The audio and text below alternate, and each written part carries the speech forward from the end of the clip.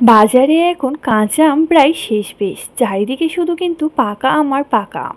তাই আমি ভাবলাম গাছ থেকে কিছু কাঁচা আম পেড়ে স্টোর করে রেখে দিই, যাতে সারা বছর এই কাঁচা আম কিন্তু আমি খেতে পারি খুব সহজেই।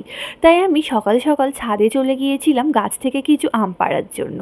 গিয়ে দেখি সেখানে প্রচুর পরিমাণে পাকা আমও ছাদে পড়ে আছে। তাই আমি সেখান থেকে আমগুলো গুঁড়িয়ে নিলাম, কিছু কাঁচা আম পারলাম আর অনেকটা পাকা আমও পেড়ে নিয়েছি, যেগুলো হাত যায় যতদূর। এখন সব আমগুলো নিয়ে নিচে চলে এলাম।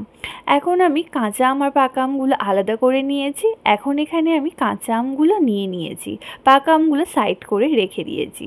তো কাঁচা আমগুলো এখন আমি খুব ভালোভাবে খোসা ছাড়িয়ে নিচ্ছি। এই পর্যায়ে আপনারা চাইলে কিন্তু আমগুলো একবার পানি দিয়ে ধুয়ে নিতে পারেন, কারণ আমের খোসা ছাড়ানোর পরে কিন্তু আর আমগুলো এখানে ধোয়া যাবে না। তো এখন আমি আমগুলো ভালোভাবে ধুয়ে নিয়েছি, নিয়ে এখন আমের খোসাগুলোটা ছাড়িয়ে নিচ্ছি।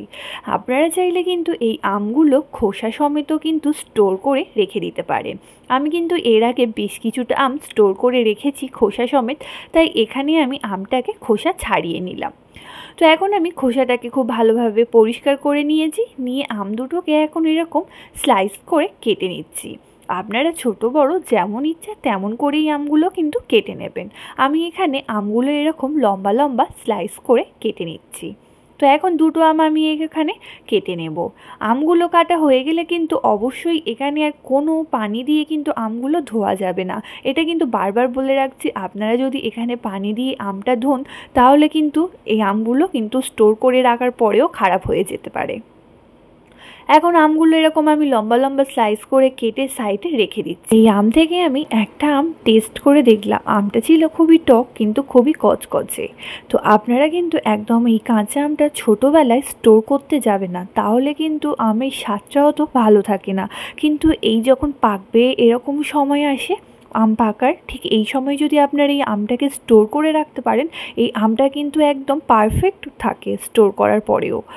এখন আমি গ্যাসের চুলায় একটা কড়াই বসিয়ে দিয়েছি। কড়াইয়ের মধ্যে আমি বেশ কিছুটা পরিমাণে পানি দিয়েছি, 1 চামচ পরিমাণে লবণ দিয়েছি, আর এখানে আমি 2 চামচ পরিমাণে চিনি দিয়ে দিচ্ছি। দিয়ে এখন পানিটাকে ফুটতে দেব। ভালোভাবে পানিটা যখন ফুটে যাবে তখন গ্যাসের চুলা অফ করে এটাকে ঠান্ডা করে নেব।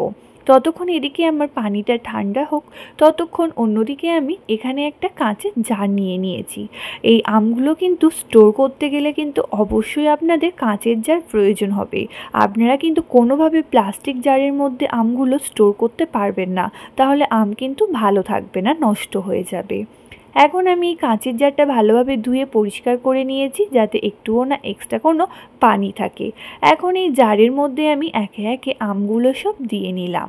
আমগুলো ভালোভাবে চেপে গুছিয়ে দেওয়ার পরে এখন এর মধ্যে পানিটা ঠান্ডা হয়ে গেছে, সেই পানিটা আমি দিয়ে দিলাম।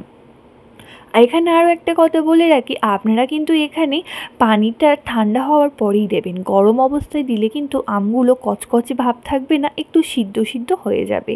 এখন এইভাবে আপনারা এটাকে স্টোর করতে পারেন ফ্রিজে। আপনারা কিন্তু সারা বছর এইভাবে আম স্টোর করে রেখে দিতে পারেন।